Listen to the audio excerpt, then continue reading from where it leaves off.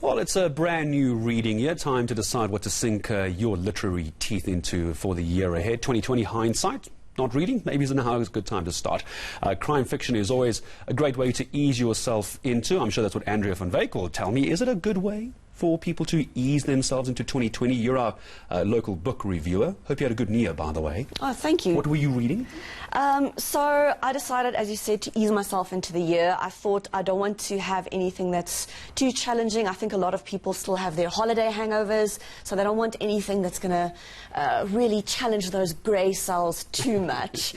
So crime fiction is a great way to start off the reading year, and I went on a bit of a crime fiction bender. I think I've read about 10 different ones since the start of the year because I just felt like I wanted stuff that would interest me and grip me but not challenge me too much, that I didn't have to think too hard. So the first one that I picked two of my best ones. The first one is called The Other You. It's by J.S. Monroe. Well, you tell me, can I quickly hold it up for viewers to see? Absolutely. And it's about a woman called Kate.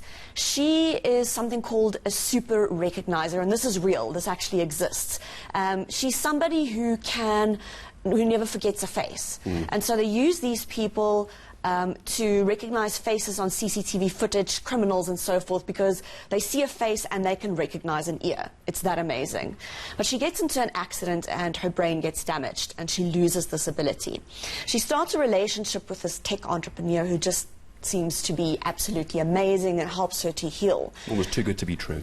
Yes, absolutely. And then one day she decides, no, something doesn't seem right. He looks exactly the same, but something just isn't right. So is it him, or is it somebody pretending to be him? And the whole book, you just don't know. So the whole book is about, is it this one, is it that one? And then at the end you have this delicious twist that you just don't see coming. I just love the cover of it. It's not just The Other You by J.S. Monroe. It's is he who you think he is. You just want to pick it up and read what this is all about, full of unpredictable twists according to the Times as well. So you've got this one, and then I'm going to ask you at the end to give me your favorite of the two. So The Other You by J.S. Monroe is one of them. What else we got? So this one is called Wrecked. It's by the author Here we go. Joe, I think it's ID. I'm not sure exactly how to pronounce his surname. He's an American South Korean author. And this is the third in a series called the IQ series. And you don't have to have read the other books to read this one, so you can just pick it up.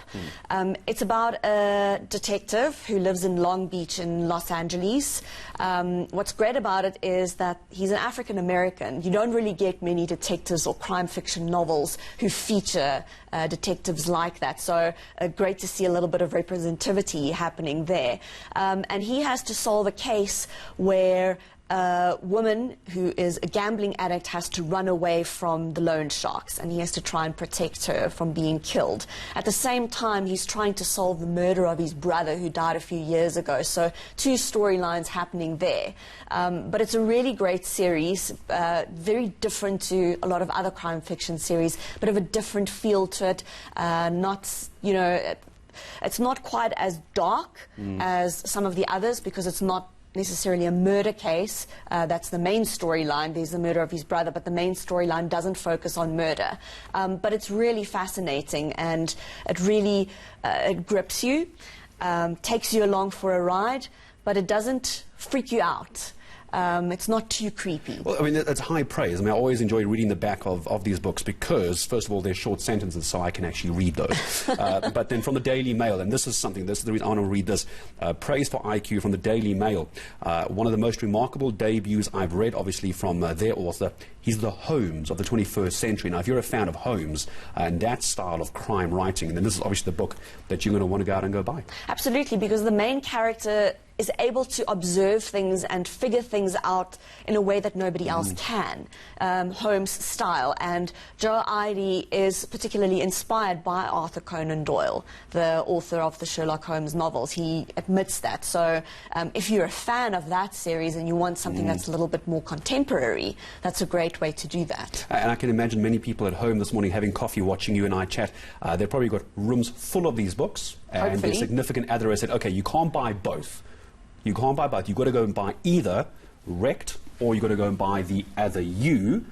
your head on a chopping block, which is the one that people are going out to buy today. Oh, come on, Gareth. You're being mean You've got about right 30 now. seconds to You're justify mean right your now. answer. You know what? I'm going to say The Other You because it's got the general sense of unease to it, a little bit of creepy, but not enough to give you nightmares. So I think it's tense because the whole book you are wondering what on earth is happening. So I'm going to go with The Other You. And there's your answer. Andrea van Wyk, thank you so much indeed.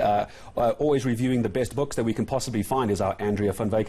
You can go and follow her on Twitter as well, by the way. Maybe tell her if you agree or disagree. You can go and find Andrea van Wyk on Twitter. Will it?